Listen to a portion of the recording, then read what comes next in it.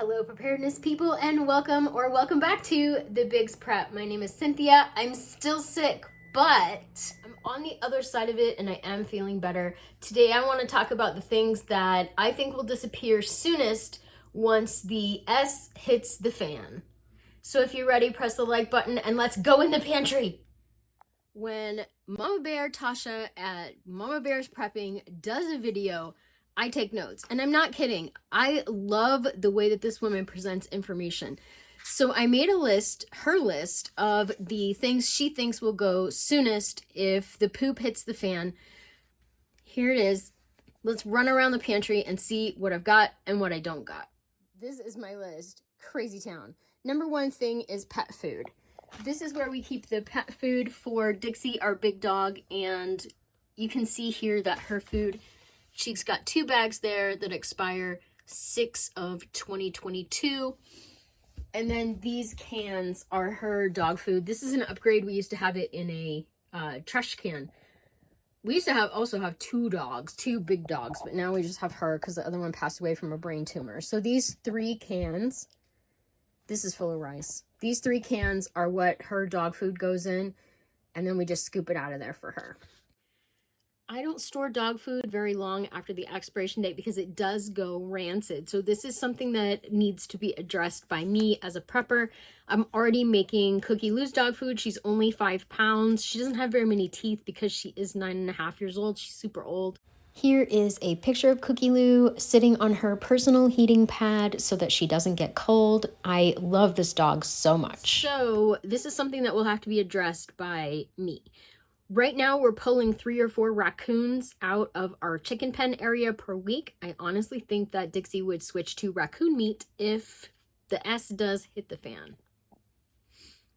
Next up is coffee. Let's go see the coffee. This is my husband's coffee stash. It goes back too deep back there. He's got a lot. He drinks coffee. I don't. He has lots. And when these get ready, close to expire, we donate them to the church and we just pick up another one. What I really would like to do for him is pick up more of this freeze-dried kind of coffee. He's got some here, but I would like to pick up some jars of freeze-dried coffee for him because freeze-dried coffee is going to stay good for years. And he's got some creamers back there. But honestly, he could drink it without creamer if he wanted to. These are for me. And occasionally I will have a cup of decaf. I probably have probably 5 years worth of decaf coffee there. Every once in a while I like to have a cup. We've got some hot cocoa here. This would definitely be a luxury. And tea. If you're a tea drinker, make sure that you're stocking up on all of your teas and sugar and whatever else you need to go in it. Because I do think that coffee is one of the items that is going to disappear first off the shelves once the S hits the fan. Next on the list is veggies and fruits. The lighting in here is terrible. I have no makeup on. I'm on day 2 of antibiotics. It is what it is, people. So next up is veggies and fruit.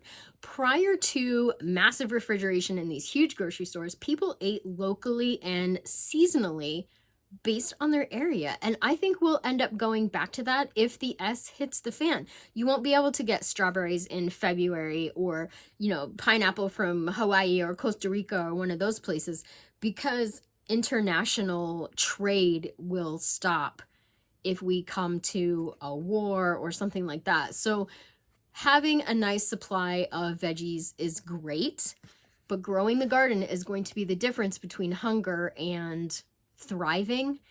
My grandfather said that during the Great Depression, he ate greens and beans almost every day. His father had passed away, and at 8th grade, he dropped out of school to take care of his mother and his siblings.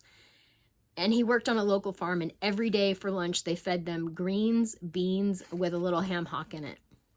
So having a supply is great, but having the garden is an even bigger asset. Next up is your food preservation items. Down here I have my extra lids and my extra rings and all of my canning accoutrements that I need, all the little spatulas and plungers, all the canning, pickling lime and canning spices, things to make jelly and jam, all the good stuff down here.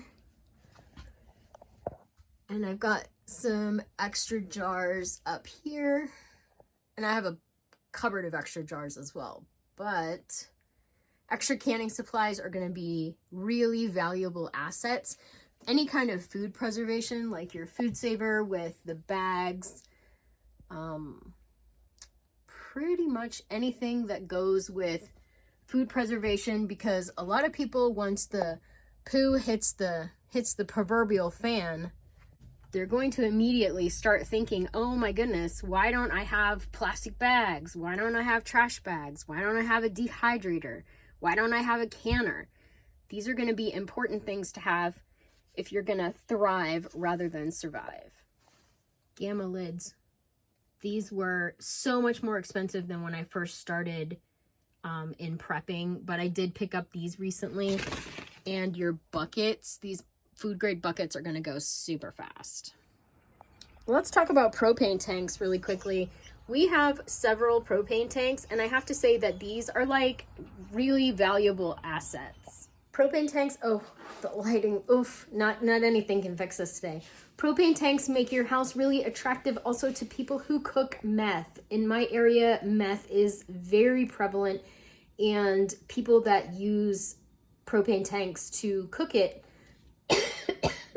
will oftentimes spy one on their way by going to somewhere and take it. That's just how it is. So if you have propane tanks and you have extra propane tanks, make sure that you're putting them in a secured area, because it's super important. I've been home for a week. Awful. I've been home for a week. That's why ours are out on the porch right now. Mr. Biggs is going to take those in town this week and get them filled up. So if you have an extra propane tank, go ahead and get it filled up. If you need an extra propane tank, now's a great time to get one. Next on her list was bread. I am gluten-free, and I've been gluten-free since the mid-80s, and I don't eat a lot of bread. I don't make bread, and if I do eat bread, it's usually prepared by someone else in like a gluten-free bakery or the Aldi gluten-free bread, but I didn't actually start eating bread until about 2015 when some of the gluten-free breads came on the market, and I don't eat it that often. So I know for a fact that you can live without bread, but whether you want to or not, leave that in the comments down below. Let me know what you think. Could you live without bread? Are you learning to bake bread? Do you have a bread maker? Do you like, just thinking about bread with holes in it, like yeast bread, yummy. Smells so good when you're cooking it. A lot of people back in the day, before modern refrigeration and things like that, ate Johnny cakes, cornbread. They ate biscuits or muffins, things that didn't require yeast and leavening. And so that might be a great thing to stock up on, is things to make quick breads and easy bakeable goods like that. Next up is seeds. Mr. Biggs loves seeds. I love seeds. We have so many seeds. We have probably more seeds than we'll ever grow.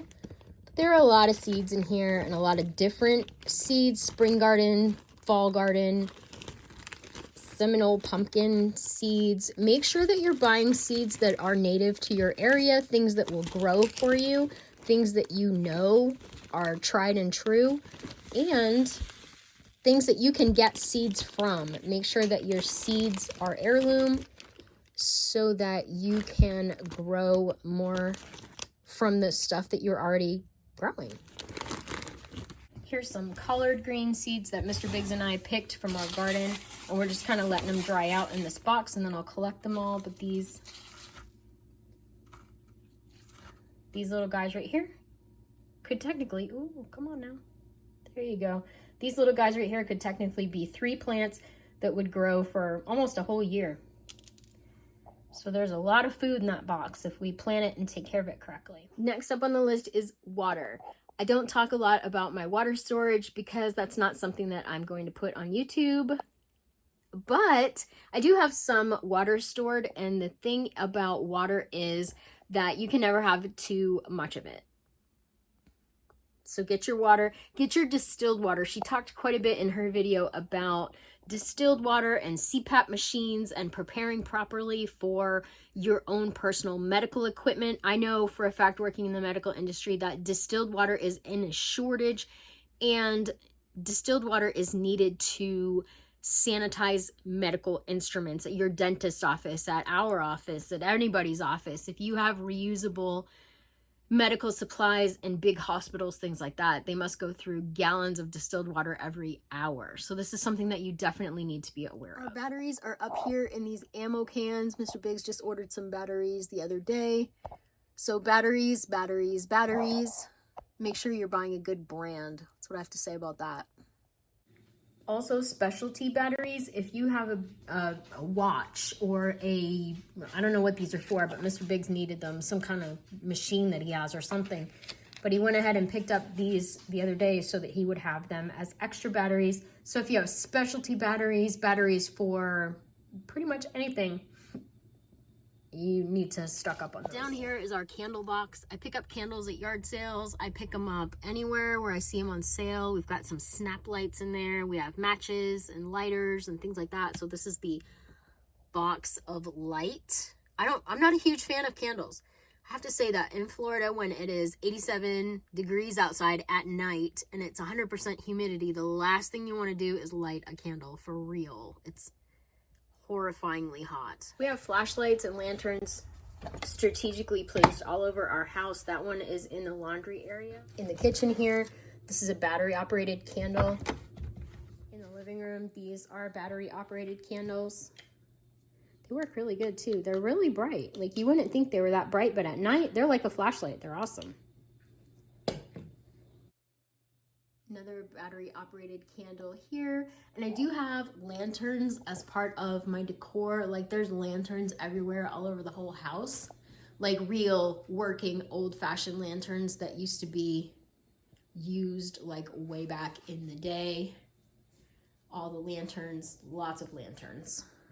The front door, we have the mag light so that you can grab it and head out the door. It's not the prettiest thing in the world, but it sure is handy when something's happening and you can just run out with the light. There's another little baby light you can grab and run out the door with, or, you know, come in the door and grab. So make sure that you're stocking up on lighting, things to make lighting, things to have light with. That's really going to be important, and I think it will be one of the things that flies off the shelf soonest if something really happens. There's another lantern there in the kitchen. Like, I just have them everywhere ready to go, just in case. Another thing she mentioned on her list was containers, water containers, gas containers. If you look on a lot of websites right now, those things are out of stock. No gas cans, no water containers, things that you used to be able to get when I first got into prepping a long time ago, like a long time ago. Those are gone, just not available. I know every time we've been going to Lowe's lately, we've been picking up an extra 5-gallon bucket just because they have so many right now. But I think honestly that kind of some of those things are going to be gone if the poo really hits the fan. If you've watched any of my other videos, you know that I love using laundry jugs to put water in and store in the bathroom for extra flushes in the toilet if the power happens to go out, like short term. And I also like to keep these juice containers. They're super thick plastic for the dogs, for their water, just to have in the house if the power went out for a day or even 2 days. I would have plenty of water for the dogs and also plenty of water to flush. There's a couple of these under each bathroom sink. Light in here is terrible. The next thing she talked about was medicines, vitamins, and luxury items like soap and things that we would need to keep ourselves healthy. So you're going to want to make sure that you're stocking up on vitamins, soap, wipes. These baby wipes are amazing. If you're in a grid down situation and you pull one of these suckers out and you wash your face and your armpits, you're going to feel like $1 million better. Yeah. Amazing. Medicines, you're going to want to make sure that you've got all of your medications so that you can get better. I'm stuck in the house. I was so thankful that we had prepared with medications, even just over-the-counter stuff, even just an Advil or some cough syrup or anything, because there was no going out to get any, and what I had in the house was what I had. I know from reading throughout history that sugar is one of the first things to go. So make sure that you're stocking up on your sugar. This is all sugar. And you can tell where my addiction lies. Right here in the sugar basket. Absolutely 100%. I'm not going to deny it. I am a sugar fiend. I love sugar. And it's all there waiting for me. Yummy, yummy, yummy. Super weird thing that I've noticed in a lot of people's videos recently is that salt is nowhere to be found. If you've ever read this book, Alas, Babylon, by Pat Frank, it's about a nuclear bomb that goes off, and these people are survivors in the state of Florida in the 1950s. This is almost a textbook. It's a fantastic book. There's the psychological aspect, there's the survival aspect, there's the growing, the heroes. It's a wonderful book. Highly recommend. But in this book, at one point in the story, they are desperate for salt. They can't find it, and they're actually getting ill because there is none. I am going to have to stock up on salt again soon because Mr. Biggs took a bunch of mine to tan out some rattlesnake skins and some raccoon hides, and that's part of living with Mr. Biggs. Luxury items like chocolate, baking supplies, and things like that are going to be in short order once something happens, or it already really is. We saw when the lockdown started way back in 2020 that baking supplies, comfort items, those kind of things were in really short supply very quickly.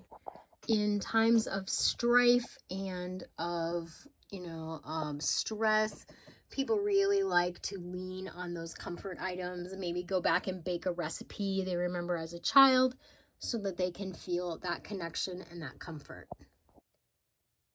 Another thing I'd like to add is really good pairs of boots. Both of us have hunting boots. Mr. Biggs has his hip waders back there. These are my yard boots, and Mr. Biggs has his yard shoes here. Boots are something important. Do I have backups for these? No, I don't. Do I need to think about that? Yes, I do. I think practical shoes will be another thing that's in short supply. These are just some, regular tennis shoes, running shoes, whatever. And I do have backups for these shoes. Shoes are already in short supply in all the stores, so I'm thinking about getting another pair of just tennis shoes just for regular walking. Thank you so much for staying until the end of the video with the bad lighting here in the Prepper Pantry. If you got something out of the video, leave me a comment down below and let me know. I have some of the smartest subscribers on YouTube. I swear it. I learned so much from you guys. Thank you again, and remember, everybody, I would rather be a year early than a day late.